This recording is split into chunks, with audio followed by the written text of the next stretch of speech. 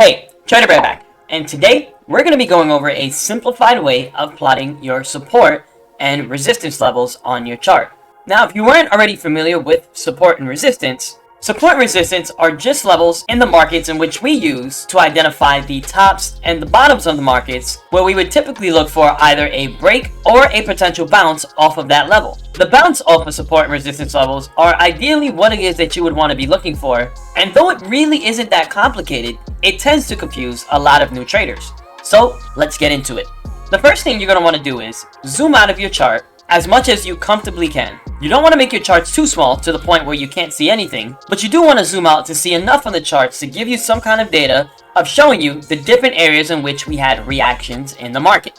So now that I'm zoomed out, let's start with the highs and the lows of the current market. You're going to want to go to your tools, grab your horizontal line, and you're going to take that and you're going to put it to the highest point of your market, which is going to be our ceiling, aka our resistance. Now, what we like to do is we don't just do a specific price when it comes to resistance.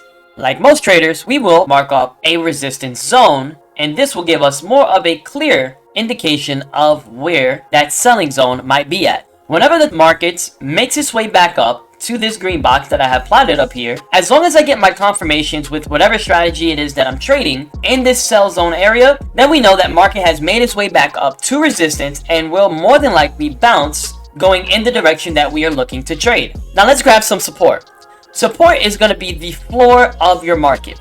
And although technically this would be the lowest point of the market, making it the floor, I'm actually going to go ahead and we're going to put a line over here instead. So the reason why I chose this area as my support instead of this one is because, as we can see, we have way more touches to this area here than we do down here, thus making this a much stronger support level. We have reactions over here, we have a reaction right here, we have reactions over here, and last but not least, over here. So there are multiple reactions at this price point, which tells me that if the market were to make its way back down to that same point, well, then we will more than likely have a reaction at that level as well.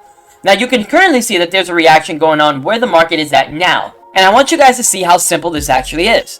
If I were to take another horizontal line and I put it in the middle, exactly where the markets are bouncing at now, if we were to look into the past, you see multiple reactions at that level. So here we have a bounce, over here we have a bounce, over here we have a bounce, here, and aside from all the bounces, we have a break, breaks, multiple breaks, and multiple bounces within this price zone.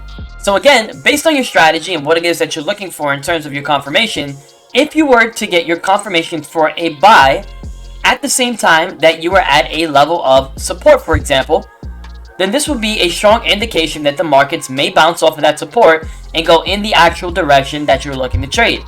If for whatever reason markets decide to break this support level and start to make its way down a little bit more, then what we would do is we would sit and wait for the markets to make its way down to this support level, and if we get our confirmations for a buy here, then that is where we would go ahead and enter the trade for a buy. So a quick recap. When plotting your support and your resistance levels, it's always a good idea to start at the highest point and the lowest point of the market, identifying your ceiling and your floor. Now, sometimes you're going to have either a ceiling or a floor where you don't get multiple reactions at that level, and though this might come to play sometime in the future, it's always best to go to the closest zone or area where the markets had multiple reactions to where the markets are currently at.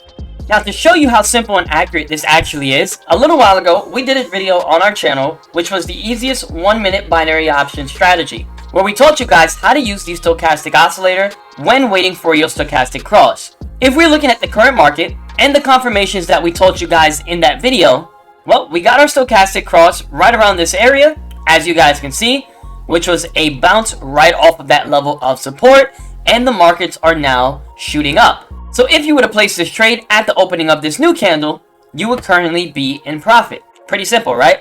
Hopefully this video made sense to you, and if it did, make sure you give this video a thumbs up and subscribe if you are not already subscribed, because here at Trader Bear, we are here to help.